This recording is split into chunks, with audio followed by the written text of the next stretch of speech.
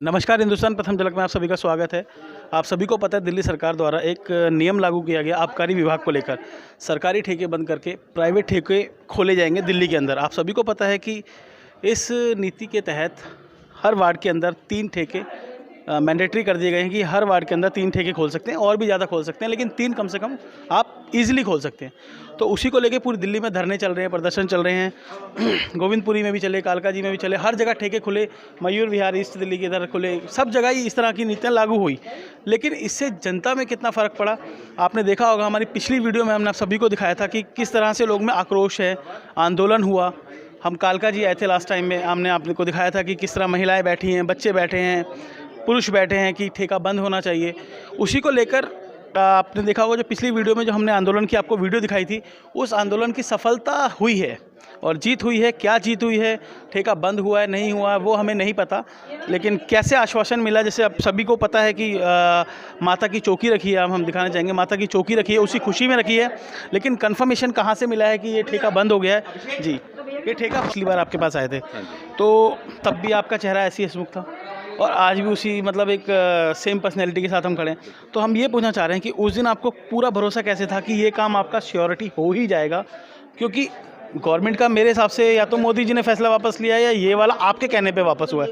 Allotment हो गया, पैसा हो गया, लाइसेंस जारी हो गया, उसके बावजूद भी आपने मतलब इसके ऊपर इतना बड़ा स्टेक कैसे ले लिया या यहाँ से हटाने का कार्य आपने कैसे करा, थोड़ा सा इसके बारे में। ये एक्चुअली जब हम बैठे थे यहाँ पे और हमने इसकी शुरुआत, सबसे पहले वीडियो में मैं ये कहना चाहूँगा, थोड़ा सा विपिन रावत जी आपको पता होगा अभी क्षतिग्रस्त हुए हैं हेलीकॉप्टर द्वारा, उनके लिए थोड़े श्रद्धांजलि के लिए क्या बोलना चाहेंगे, उसके बाद हम शुरू करेंगे। मैं भी हमारे सीडीएस विपिन रावत जी, जो हमारे देश की जो एक बहुत बड़ी क्षति हुई है और मुझे लगता नहीं है कि उसकी पूर्ति हो पाएगी, क्योंकि विपिन रावत जी वो शख्स थे जिन्होंने ज़मीनी स्तर से काम करते हुए ऊपर तक पहुंचा। इवन वो रहने वाले गढ़वाल के थे, पर कश्मीर की कितनी पहाड़ियाँ हैं, कितनी चट्टानों में कहाँ पे कहाँ है क्या नहीं है, एक एक चीज़ उनको याद थी। और ये अपने आप में ऐतिहासिक चीज़ है। आपका कारगिल का युद्ध हुआ था, उन्होंने तीनों सेनाओं को किस तरीके से कमांड किया था, अपने आप में ये अद्भुत है। और क्योंकि हमारी भारत की प्रसिद्धि और हमारी सैन्य शक्ति उनके द्वारा बढ़ाई गई और बढ़ी आगे। पता नहीं, मुझे लगता है कि इसके पीछे भी कुछ ऐसा है कि ये होना नहीं चाहिए था पर ये हो गया। इसके लिए हम उनकी आत्मा को शांति प्रदान करें भगवान, और हम नमन करते हैं उनको। और हम मेन बात पे आते हैं, जो ठेके वाली बात थी। आपको कैसे कंफर्मेशन हुआ कि ये ठेका बंद हो चुका है, या आपने जैसे खुशियाँ आप बता रहे हैं माता की चौकी रखी, किस कारण से रखी, उसका बारे में। भाई साहब, जैसे हमारे यहाँ हमें पता लगा कि यहाँ ठेका खुल रहा है, तो हमारी मातृशक्ति हमारी कमलेश जी थी, इन्होंने और हमने मेहनत करी और सारे लोगों को जितना एकत्रित कर सकते थे एरिया के, बेसिकली क्योंकि इफेक्ट एरिया के लोगों को ही होता है ज़्यादा, तो हमने बेसिकली उनके अंदर जो सोया हुआ इंसान था जो आगे आना चाहता था उसको जगाया और आगे लेके आए। हमने पहले से ही दृढ़ निश्चय कर लिया था कि हम यहाँ बैठेंगे और जब तक बैठेंगे, हमें भूख हड़ताल में बैठना पड़े, धरने में बैठना पड़े, हमें रास्ता रुकना पड़े, हम करेंगे। ये हम लगातार आपका 17 डेज़ तक यहाँ पे हम 17 दिन तक लगातार यहाँ बैठे रहे। रात दिन हमने खाना भी नहीं पकाया, हम खाना भी हमने खाया, हम यहाँ से हटे नहीं। और हमने सोच लिया था कि इसको हर तरीके से इसको करेंगे। हमने डीएम को भी लेटर लिखा, हमने क्या कहते हैं आपके यहाँ के जो काउंसलर हैं उनको लिखा, साउथ चेयरमैन को हमने लिखा, मेयर को हमने लिखा, हमने हर जगह अपना कार्रवाई की जहाँ से हमसे हो सकती थी। और हमने एक प्रण कर रखा था कि इसको हम बंद करके रहेंगे, चाहे कुछ भी हो जाए, किसी भी कंडीशन में हो जाए। और जहाँ तक मेरा वो है कि जहाँ दृढ़ निश्चय हो जाता है एक बार, तो मुझे नहीं लगता ईश्वर भी उसका साथ देता है। जब हमने इसकी शुरुआत करी थी तो हमने बीच में आप सुंदरकांड का पाठ करा था, भगवान हनुमान जी की हमने वो करी थी ताकि हमें कुछ शक्ति प्रदान करे और प्रेरणा मिले ताकि हम इस कार्य को हम सिद्ध कर पाएँ। और आज आप देख रहे हैं कि हम माता की चौकी लगा रहे हैं क्योंकि वो कार्य हमारा संपन्न हो गया है। तो ये बहुत बड़ा अपने हम ये कहते हैं कि यहाँ के लोगों का एक दृढ़ विश्वास था, हमारे पे था, हम इसको आगे किया है। तो आपको नहीं लगता कि जैसे आपने अपने लिए लड़ाई लड़ी, यहाँ पर अपने लिए नहीं मतलब कि जनता के लिए ही लड़ी है, जो कि मेन तो फ़र्क उन्हीं को पड़ रहा था, क्योंकि रेजिडेंशियल में आप देख के गया था उस दिन भी कि 6 जो महिला थी उनके 6 बेटियां थी, कुछ थी, बहुत सारी प्रॉब्लम थी, गली के बाहर निकलना, ब्यूटी पार्लर बगल में महिलाओं का भी था।